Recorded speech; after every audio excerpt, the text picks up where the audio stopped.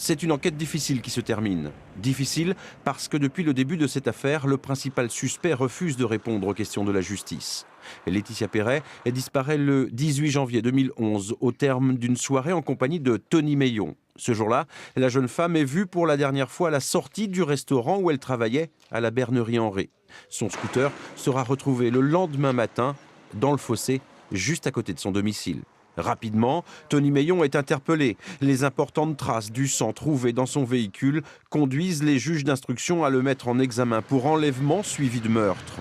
Alors que les gendarmes multiplient les investigations pour retrouver le corps de Laetitia, le suspect, lui, bien connu des services de police, ne dit rien, pas un mot qui pourrait faire avancer l'enquête.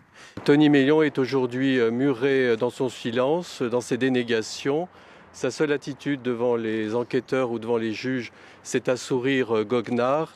Nous nous passerons donc de son aide et nous retrouverons le corps de Laetitia parce que nous devons aux familles vérité et justice. Finalement, le corps de Laetitia est retrouvé, découpé, dans 2 plans d'eau différents. L'autopsie du corps permet d'établir que la jeune femme a été étranglée. A-t-elle été violée comme le laissait supposer un message qu'elle avait envoyé à l'un de ses proches?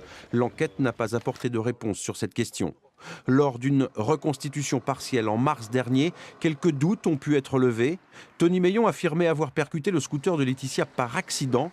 Les experts, tant légistes que scientifiques, ont montré que ce n'est pas l'accident qui est à l'origine de la mort de Laetitia et que le choc est délibéré. Selon les avocats des parties civiles présents à cette reconstitution, la culpabilité du suspect ne fait aucun doute.